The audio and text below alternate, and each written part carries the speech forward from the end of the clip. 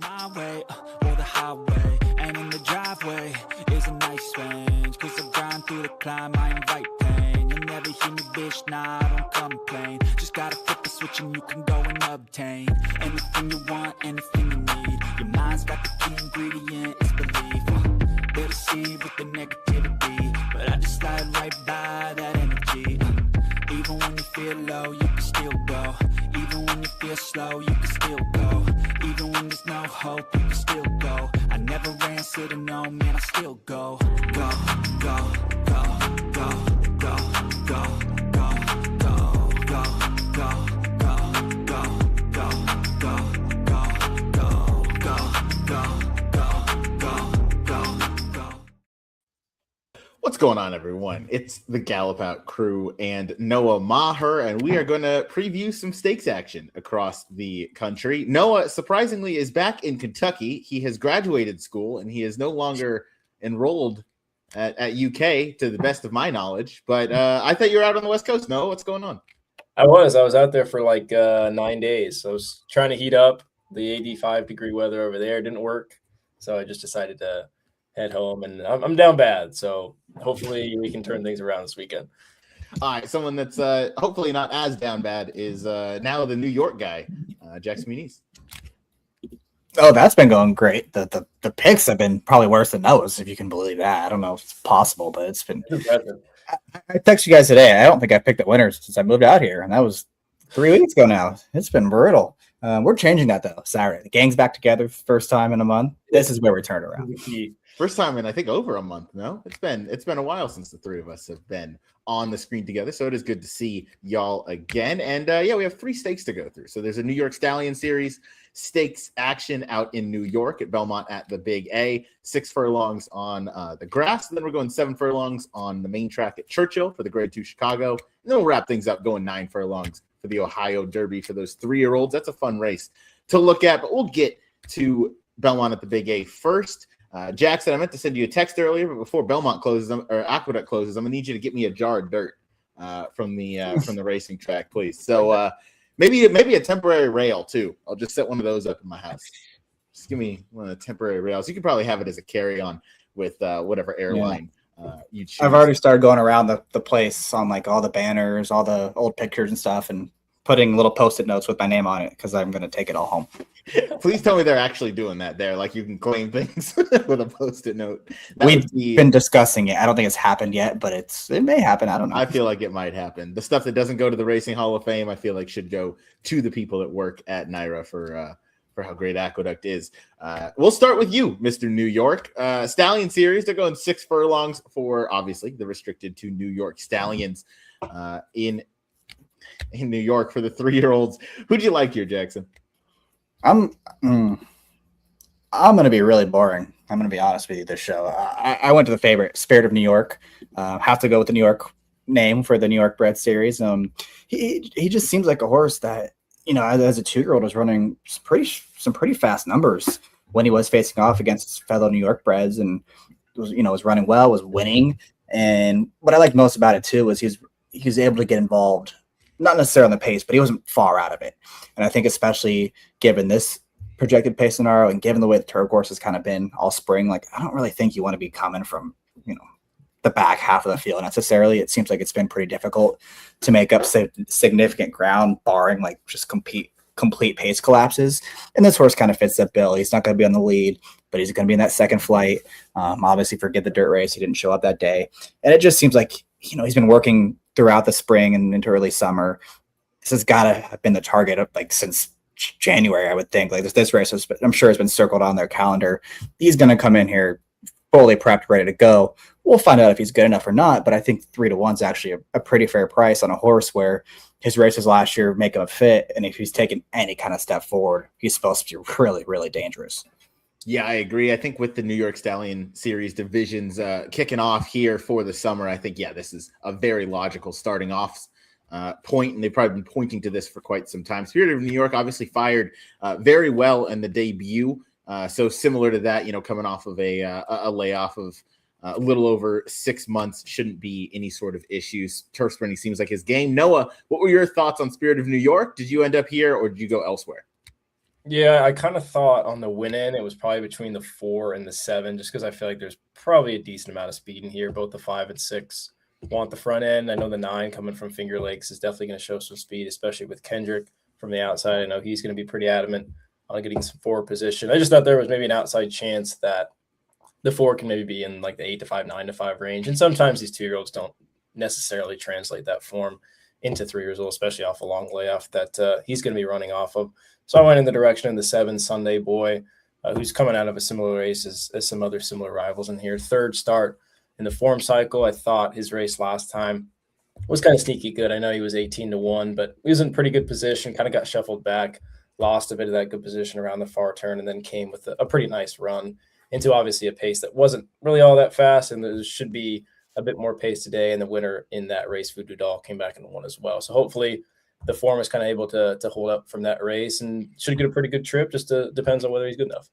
Yeah, I don't hate anything that you brought up there. I do think from a pace scenario perspective, there's plenty of it on paper. Obviously, it has to materialize, which is always a question out in New York. In terms of long shots, I thought might be able to hit the board. I thought the 1 Daisy Do deserved a look, again, primarily underneath. I don't know if y'all had any long shots that you guys were kind of looking towards. This is the one I saw that I thought offered something interesting, again, underneath and maybe, the second, third spots. Yeah, this is the What's one interesting about him? This is the one I texted you that would be the long shot for me. I didn't know what you're looking for in terms of price-wise, so I went not necessarily above and beyond. 20-1 would be a long shot, so I'd say you landed in the right one. All right, well, I'm 1 for 1 on this show. Not a lot of ones lately. Daisy Do, I think, as frustrated as I was, the upgrade to Dylan Davis is probably going to work to his benefit. And you mentioned, I think the main kind of scenario in here is there's a lot of pace. So I want horses that are coming from off of it. He's made some noise. I know he hasn't really run all that well, but he's made a little noise and made up some ground into slow to moderate paces. So I think this is going to be quite a reversal in terms of the pace scenario versus what he's been facing as of recent. Second off the bench, should shave ground. I think there's worse 20-1 shots out there.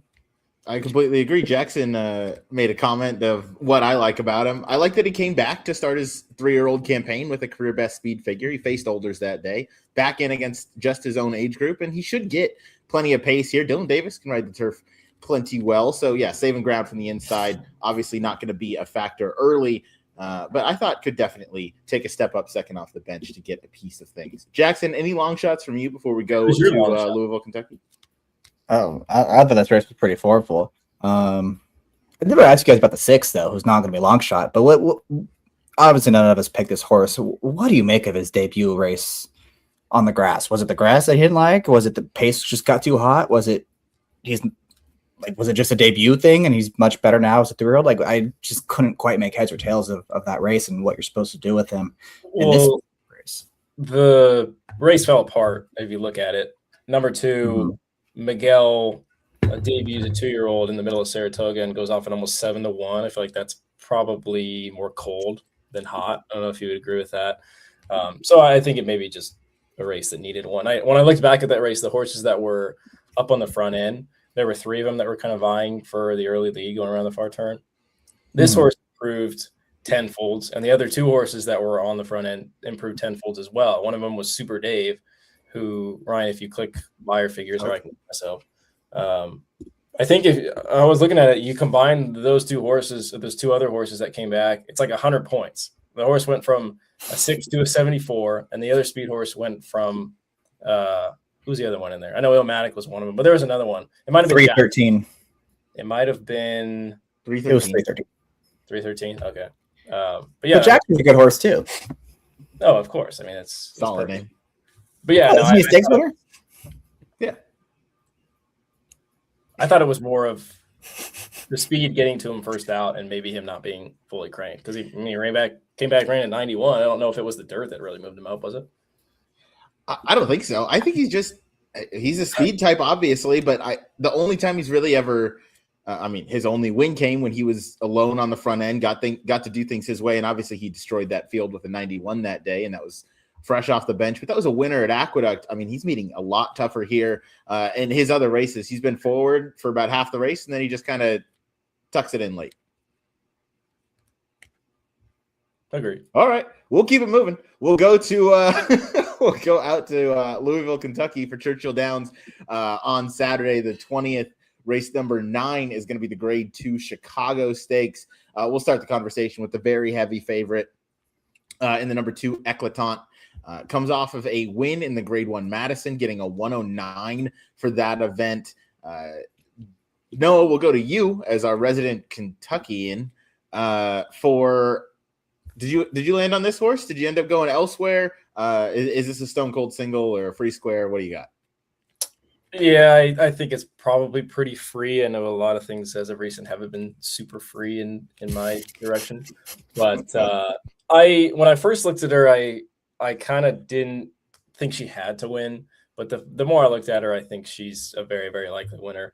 And I kind of came to that conclusion when I watched her works. I watched some of her work. She looked really good in the mornings. And the initial thought was, this is probably a prep for a race like the Ballerina in August at Saratoga on Travers Day, because she ran such a big number last time. Doesn't seem like it's reasonable for her to run something anywhere close to that. But even if she regresses by 7 or 8 points, she's by far and away the horse to beat. So I'm pretty boring in here. I think she's a very likely winner. Yeah, Jackson, are you continuing on the boring trend as well, as you hinted at a little bit earlier, or did you end up somewhere else outside of Eclatant? Yeah, I mean, kind of. Look, if she runs back those dirt races or those last 2 races on the buyer, they're all running for second, obviously. Time form wasn't quite as confident in the discrepancies, so I'd kind of be curious come Saturday morning to take a look at like a third speed figure and see what people have. There's no doubt she's way the horse to beat, though. I mean, she is a horse that puts herself into the race too, so it's not like she's going to be reliant on pace developing in front of her either. So she's got a lot of things going for her. The one little interesting horse I thought probably underneath I might try to sneak into the exacta is Evanston's on the rail, who just might be getting better with more with more racing and as she matures a little bit. She's definitely one that's going to be coming from way out the back. She needs a lot of pace to develop. I don't know if that's necessarily impossible with Eclatant being up close. Lots and lots of candies in this race. Usha's horse is going to be up there as well. And sometimes when you have 3 horses that all have speed, some kind of speed, and those are the 3 main contenders, they can kind of get in each other's way, and you have like one horse left standing, and it would most likely be Eclatant in that scenario. And maybe the other 2 kind of just, call it a day and they fold, and maybe the one is able to sneak into the exacta or the trifecta in that scenario. Yeah, I don't hate that at all. I ended up on Zeitlos of all horses, who I thought going into the winning colors was pretty much done as a horse, but kind of showed a little bit of a resurgence. And I think at 10-1, I'm going to try and sneak that horse into second and just play a little cold exacta 2 over the 4. Noah, any thoughts on a long shot in this race as we've gone over a few of the contenders in here? And not really a long shot, but I think I would be doing something similar to Jackson, where I'd be trying to get sneaky with an exacta with the outside horse, the 8 Foie Gras, who that race in the winning colors developed a bit strangely just because Kapoor was a big favorite that day, didn't break at all. It seemed like Ricardo saw that and then kind of took advantage of that and was the one that was on the front end.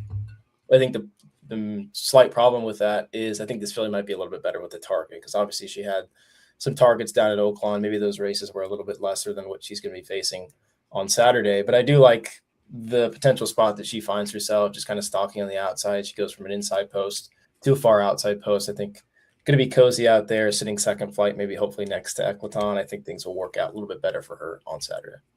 Yeah, certainly got a better post draw, drew the rail last time, as you mentioned, in winning colors. Now gets to have that nice outside trip. Trivia question of the show. Either of you guys know what foie gras is? No. Jackson has unmuted himself. Jackson? Is it food? Is it a type of food? I could have said that. Is it a snail? It is not. That is escargot. Dang it. Isn't foie gras like something you put on like bread or toast? You do. It is made from the liver. It's like a force-fed duck liver that they like spread on toast. I've never tried force-fed duck liver. Pretty much. Yeah. What did you say?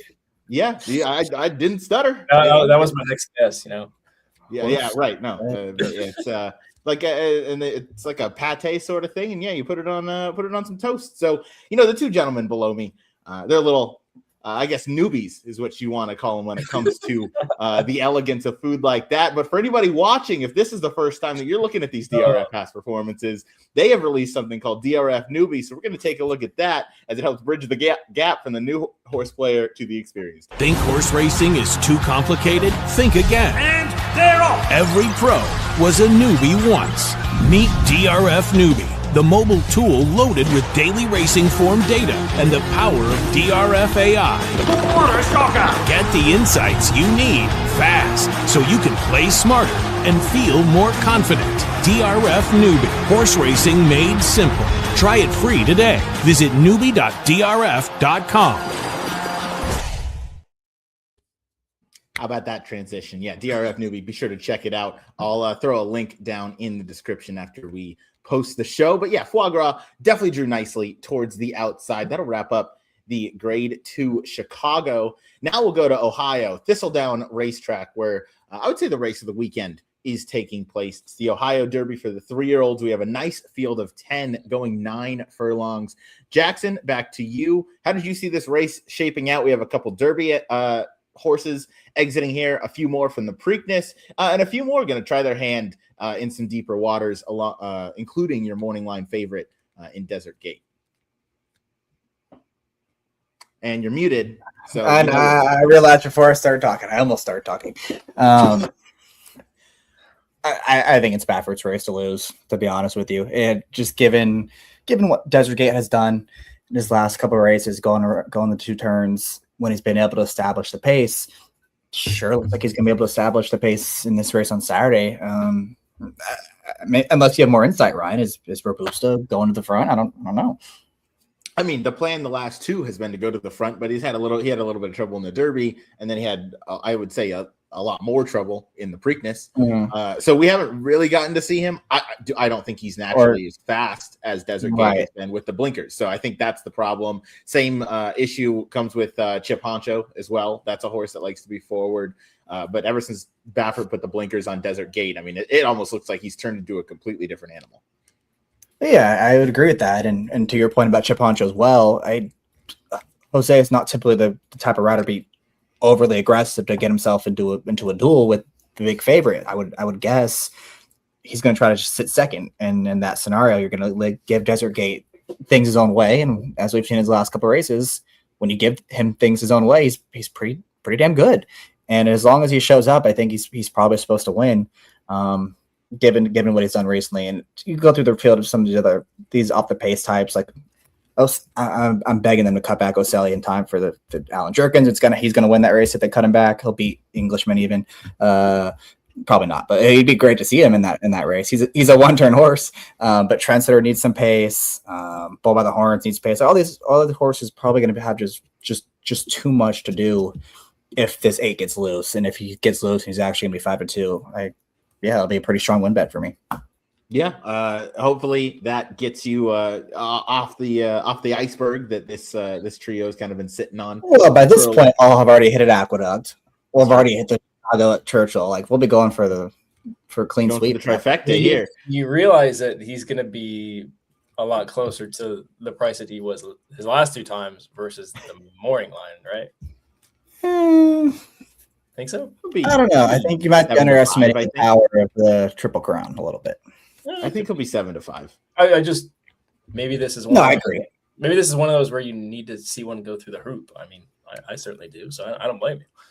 I'm not saying he's a foregone conclusion at all. I'm just saying, even if I do think he's going to come down, I think you're right about that. But if he's 7-5 through a 2, that's probably still a go. If he's even money, no, I wouldn't bet him at even money. That's fair. Noah, did you also end up on Desert Gate, or where did you go? Yeah, he's very likely winner. I'm just worried about the price. I'm not sure I want to take him at what's probably going to be even money. I want to try Albus again, because I think if you were to put a gun to my head and tell me who's best suited for the 9 furlongs, I would probably say Albus. It just seems like the offspring of these Bernardini mares, as time goes on, they just want to go further and further and further.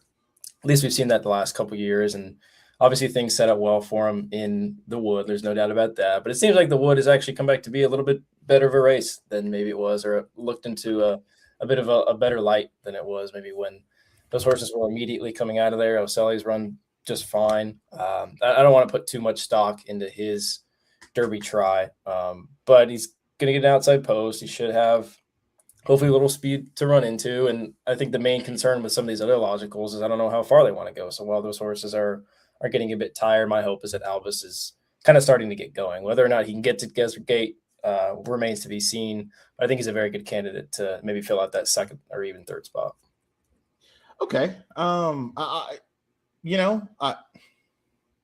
got a question for you.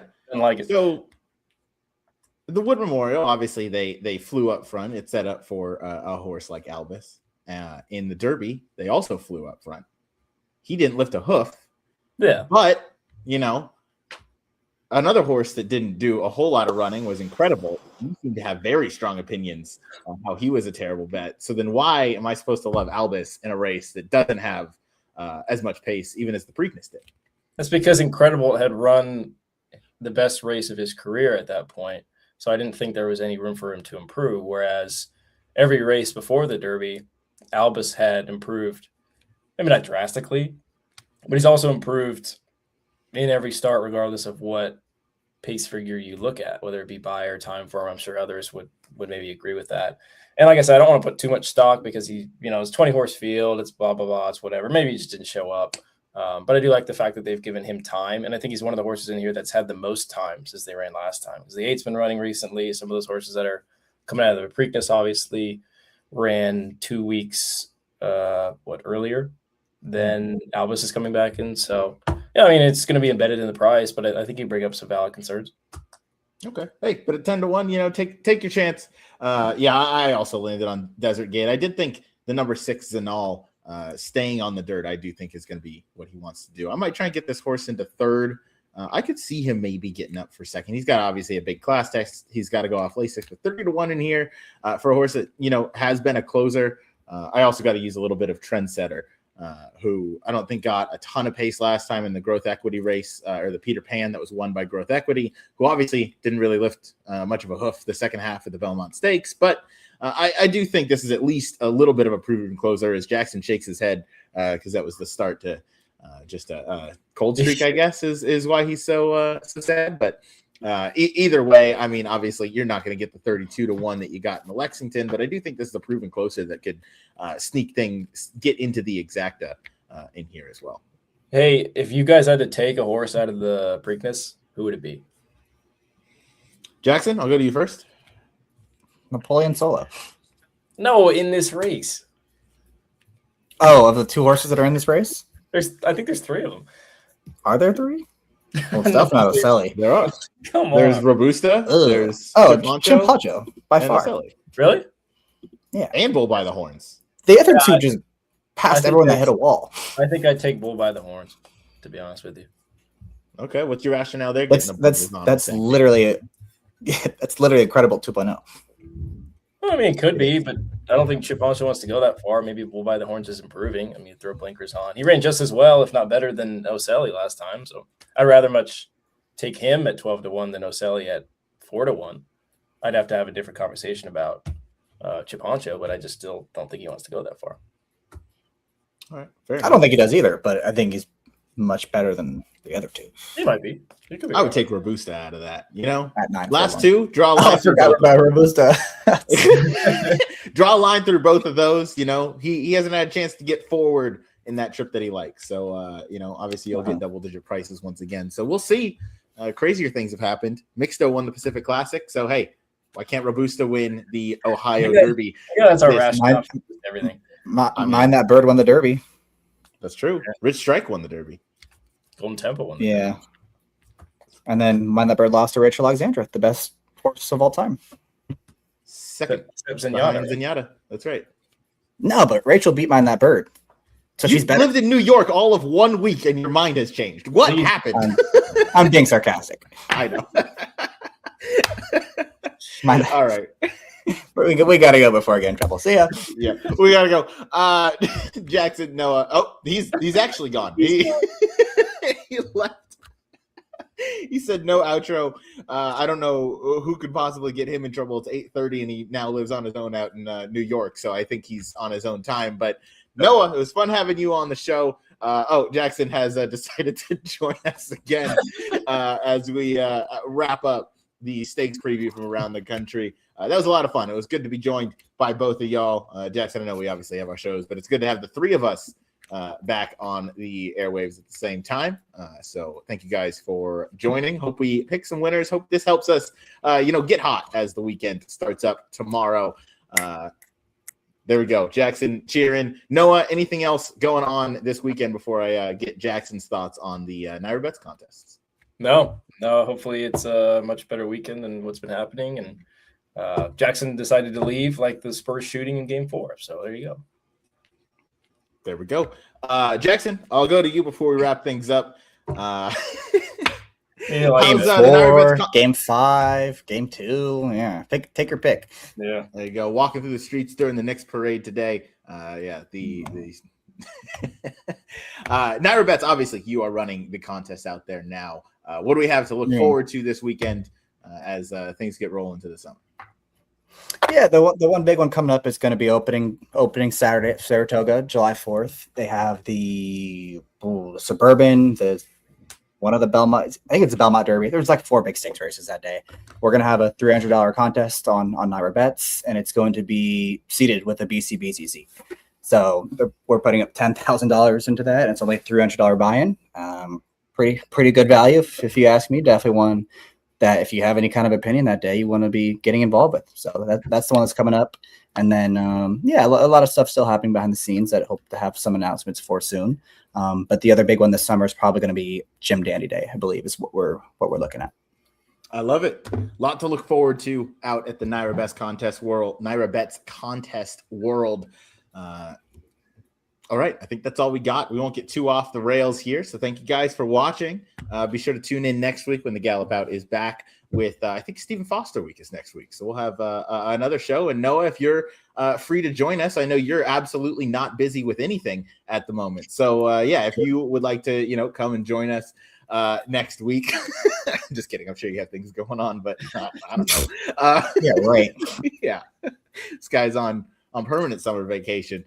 But either way, hope to have you back. We'll preview some Stephen Foster racing as that card looks phenomenal. For Jackson Muniz, for Noah Meagher, I'm your host, Ryan Anderson. Thanks for watching the Gallop Out. Happy Juneteenth!